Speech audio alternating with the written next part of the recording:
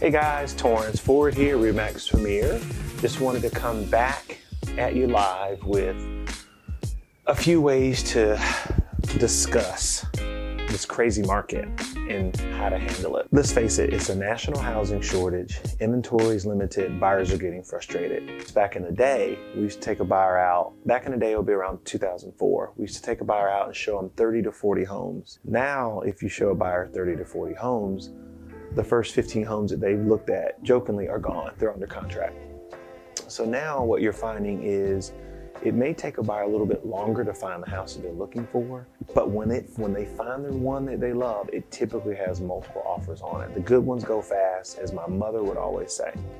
So I wanted to talk about a few tips and tricks on how to be an amazing agent on putting in multiple offers and winning, and actually winning.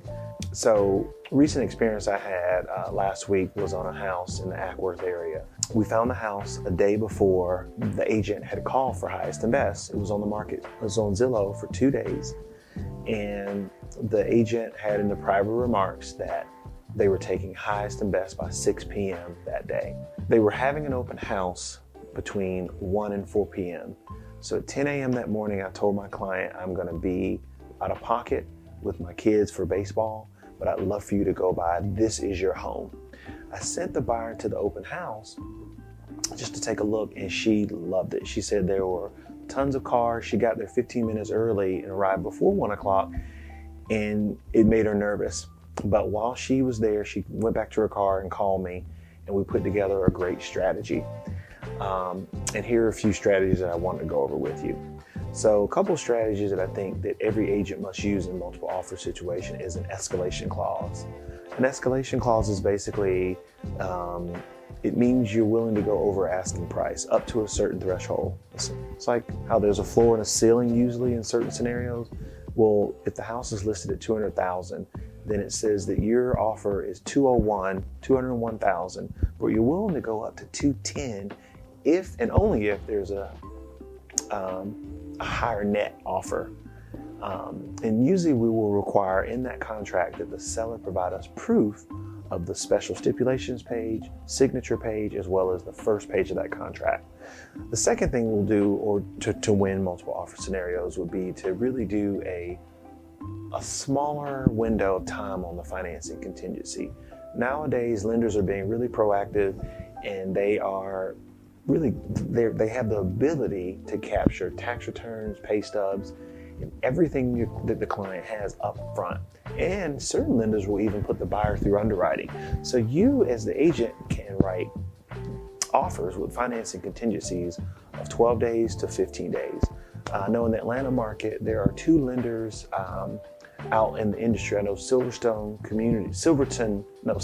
Mortgage, my apologies, is one lender where they will do a guarantee, which enables buyers in the industry to go out and write 0-day financing contingencies, which I think is really cool. The third thing that I think is really great is maybe a 15-day appraisal contingency. That's really easy. The moment you go under contract, you do your inspection. It's simple. Get your appraisal done. Get it going. Get it ordered. Most appraisers can have it back in 3 to 5 days. When you're dealing with VA, I think you have the dreadful 10 to 12 business day window to get it back, which kind of sucks. So you have to maneuver from that perspective.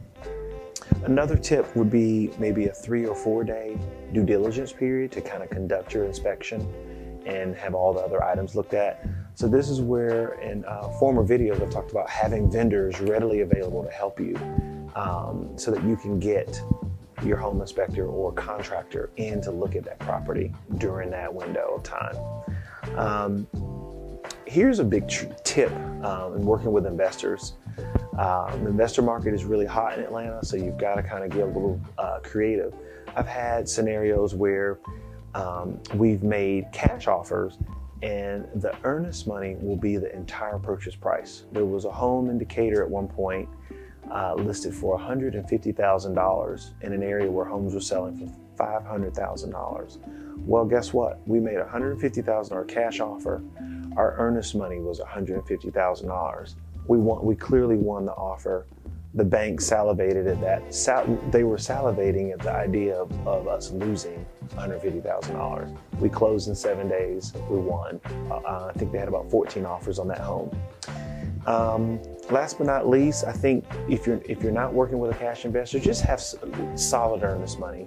You know, $5,000 to $10,000 will generally get the deal done if you have other strong parameters.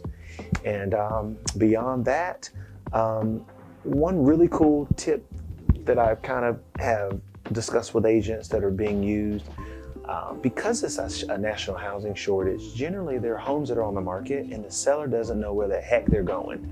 So they're testing the market, they're putting their house on the market, they don't know where they're going.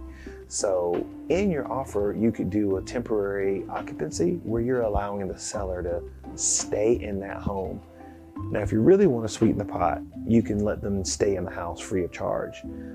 Traditionally, it's asked or requested that the seller pay a small tidbit of rent, which will typically be the principal and an interest payment that your purchaser is ensuing in purchasing the home.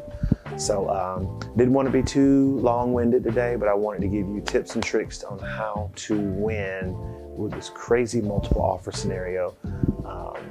I know I've heard crazy stories out in the Denver market, San Francisco area as well, that people may go $100,000 to $200,000 over asking just to secure a house. We're not there yet in Atlanta, thank goodness, but these are little tips and tricks that we're doing. So feel free to reach out or ping me if you have any specific questions, and we're here to help.